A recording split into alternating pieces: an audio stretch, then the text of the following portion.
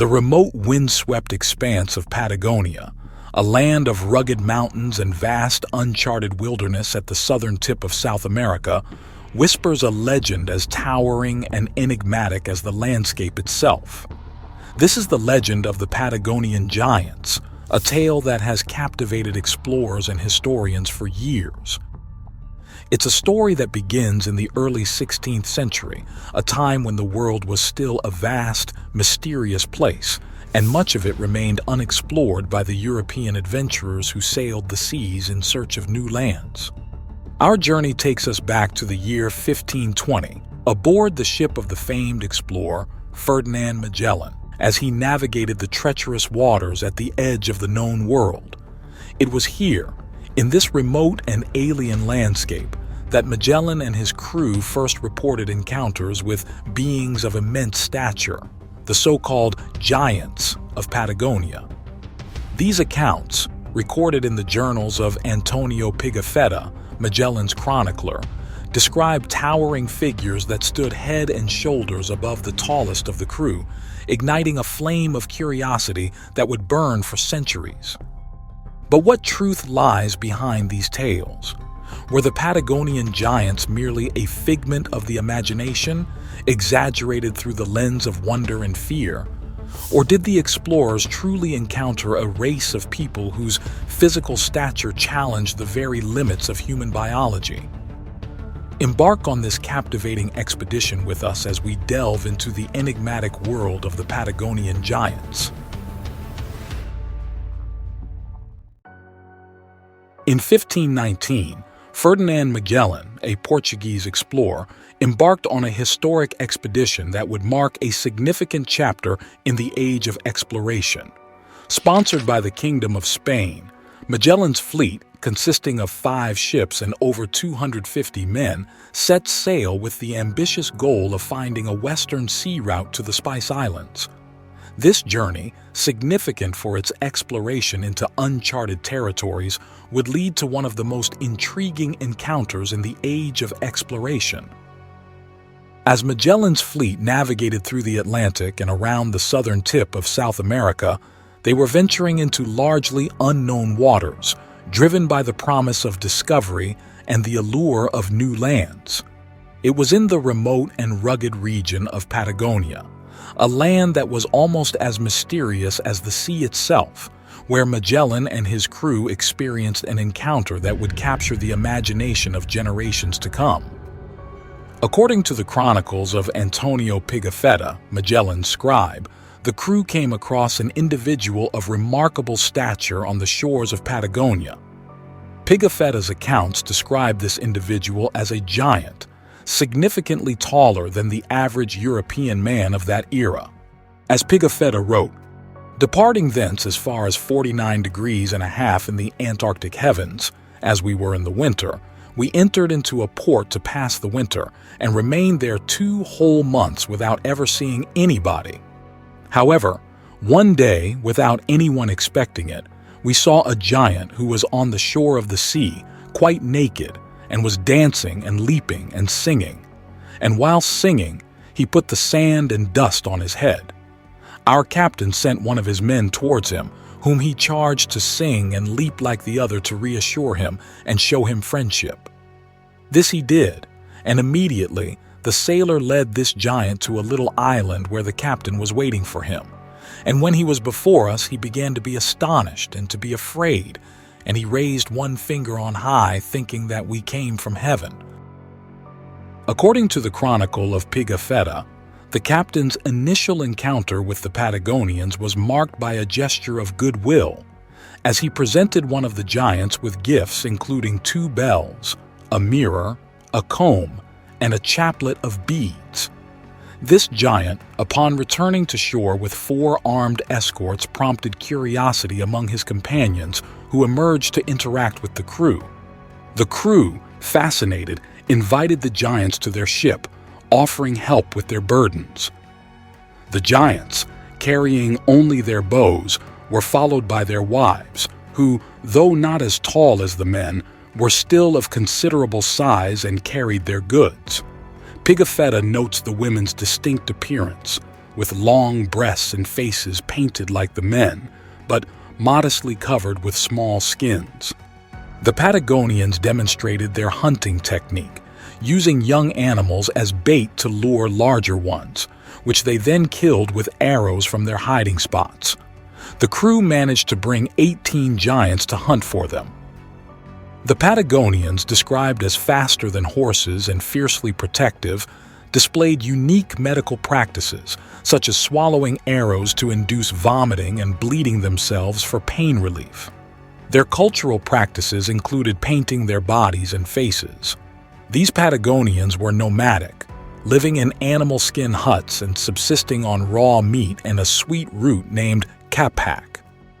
The narrative takes a darker turn when the captain attempts to take some giants back to Spain. Using gifts to distract them, he placed irons on their feet, a trick that initially went unnoticed but eventually enraged the giants, leading to their escape and subsequent hostile encounters. The crew's initial encounter with the giant was marked by a mix of astonishment and curiosity. These beings, referred to as Patagon or Patagonia, were unlike anything the Europeans had encountered before. The crew observed their physical characteristics, behaviors, and way of life, noting their extraordinary height and strength. This is perhaps one of the most incredible encounters in the age of exploration. Yet to this day, no one talks about this, and no one takes this historical account seriously. Let's consider the role of a chronicler and the credibility of his accounts during the age of exploration. Chroniclers were responsible for documenting the events, discoveries, and daily life of these historical voyages, providing a written record that would serve as a primary source for understanding these monumental journeys. Antonio Pigafetta, as the chronicler of Ferdinand Magellan's expedition, played a crucial role in his regard. His detailed accounts offer invaluable insights into the first circumnavigation of the globe, a feat that forever changed the world's understanding of geography and cultures. Pigafetta's chronicle is replete with descriptions of new lands, peoples, flora, fauna, and customs, many of which were verified and accepted as accurate by later explorations and studies. For instance, he provided one of the first European accounts of the Kingdom of Brunei, describing its wealth, the stilt houses, and the customs of its people. His descriptions of the rulers and the political structures he encountered were detailed and, in many cases, corroborated by other sources and later research. He also meticulously recorded the first European encounters with various species and natural phenomena. His descriptions of animals, plants, and sea life unknown to Europeans at the time were not just fanciful tales, but genuine attempts to document and understand the biodiversity of the newly encountered lands.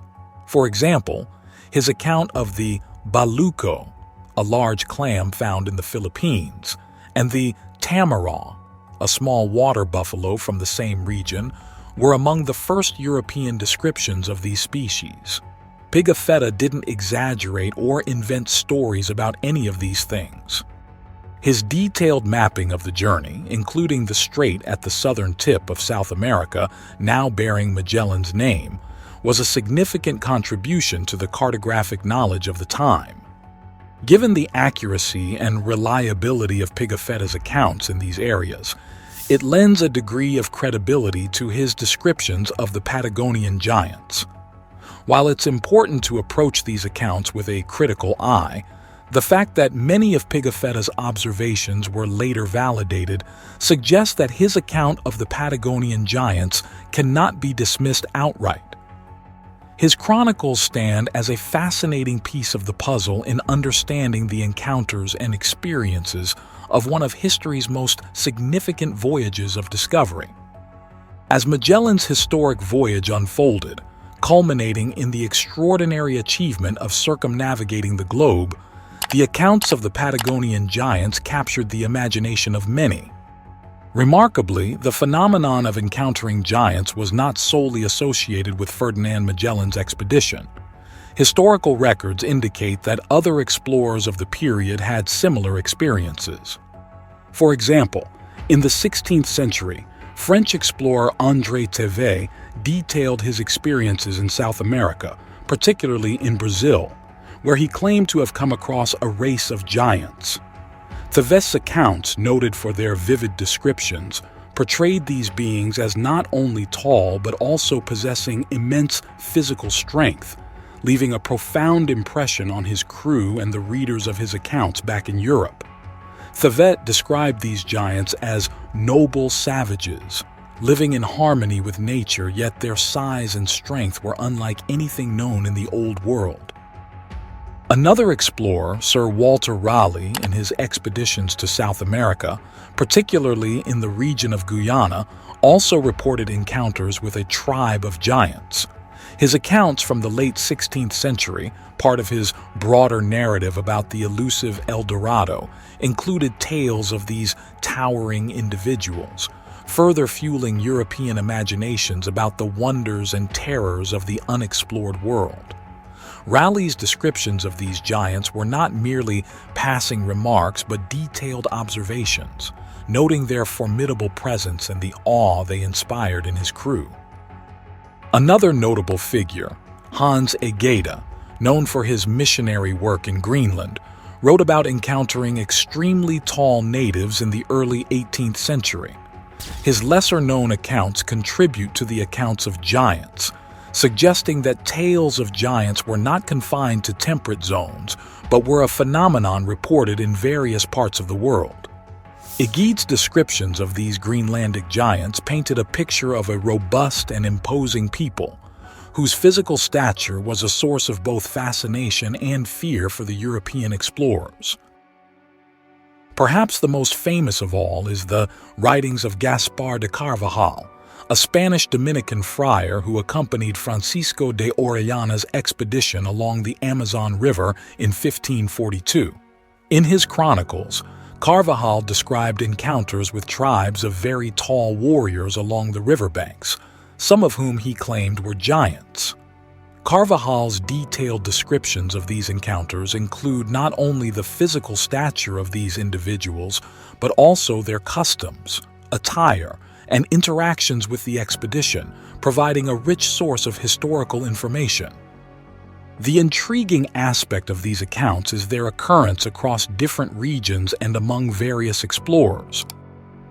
While the possibility of exaggeration and the influence of the era's perceptions cannot be discounted, the consistency and specificity of these descriptions across independent sources suggests that they may be more than mere fabrications or myths. They open up the possibility that during a time when the world was still being mapped and understood, encounters with isolated groups of unusually tall beings could have occurred, leaving an indelible mark on the tales of the age of exploration. The possibility that these accounts represent real encounters is bolstered by several factors. Firstly, the explorers who documented these encounters were often seasoned travelers known for their observational skills. Their descriptions were usually detailed and specific, suggesting an attempt at accurate reporting rather than the creation of fanciful tales. Secondly, the fact that similar accounts of giant encounters come from different explorers, often independent of one another and hailing from various European nations, suggests a pattern that is hard to dismiss as mere coincidence or fabrication. The consistency in these accounts across time and geography lends them a certain degree of credibility. In conclusion, the chronicles of encounters with giants during the age of exploration, while certainly extraordinary, are grounded in enough consistency and detail to warrant consideration.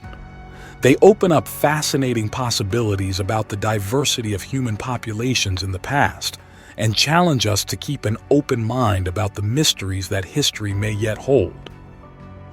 What are your thoughts on the theory that in the remote and ancient past the Earth was inhabited by giants of immense stature? We'd love to hear your perspectives and stories in the comments section. If you found this video thought-provoking, don't forget to leave it a like. Also, Consider subscribing to our channel for more intriguing content like this. And to continue your research on giants, we suggest watching our 30-minute documentary where we provide numerous historical and archaeological evidence of giants and the discovery of large skeletons that were covered up from historical records.